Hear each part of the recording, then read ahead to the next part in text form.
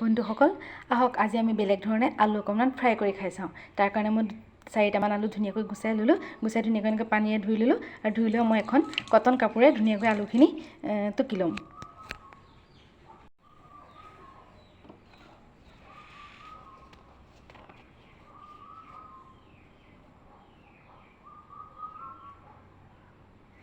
তাৰপাছত আলুখিনি মই এনেকৈ দীঘল দীঘলকৈ কাটি ল'লোঁ। বৰ বেছি পাতল কৰিব নালাগে, অকণমান ডাঠ ডাঠকৈ কাটিলোঁ। এতিয়া ইয়াতে মই দি দিম কেইটামান জনি, অকণমান হালধি, আন্দাজমতে নিমখ, আদা নহৰুৰ পেষ্ট, জিৰা পাউডাৰ, অকণমান জলকীয়াৰ গুড়ি, 2 চামুচমান কৰ্ণফ্ল'ৰ পাউডাৰ।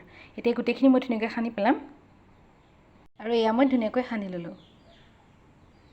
পুনৰ ইয়াত মই দি দিছোঁ অকণমান কেঁচা মান ধনিয়া পাত।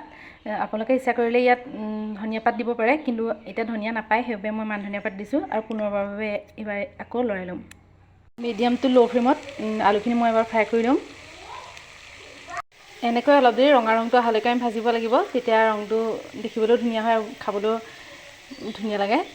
আলুখিনি অকণমান ৰঙা ৰঙৰ হোৱাৰ লগে লগে মই প্লেটলৈ কাঢ়ি দিলোঁ আৰু এয়া অলপ সময়ৰ বাবে চেঁচা হ'বলৈ থৈ দিম। চেঁচা হোৱাৰ পাছত আকৌ এবাৰ মই অকণমান তেল দি তাতে গোটেইখিনি একেলগে আকৌ এবাৰ ফ্ৰাই কৰি পেলালোঁ। দুবাৰ ফ্ৰাই কৰিলোঁ মানে। দুবাৰ ফ্ৰাই কৰাৰ পাছত আলুখিনি মোৰ সুন্দৰকৈ সিজি গ'ল আৰু ৰংটো এনেকুৱা হ'ল। চাওকচোন কিমান ধুনীয়া হৈছে, নহয়নে বাৰু? বহুত ধুনীয়া হৈছে। আৰু এতিয়া এয়া অকণমান টমেট' চচৰ লগত আমি ধুনীয়াকৈ বহি পেলাই খাম।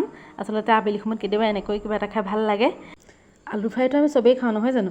কিন্তু এনেকৈ খোৱাৰ টেষ্টটো অলপ বেছি বেলেগ ধৰণৰ হয়। সেইবাবে কৈছোঁ এনেকৈ এবাৰ বনাই ল'ৰা ছোৱালীক দি চাব, সিহঁতে আৰু বেলেগ বস্তু খাবলৈ কেতিয়াও নিবিচাৰে।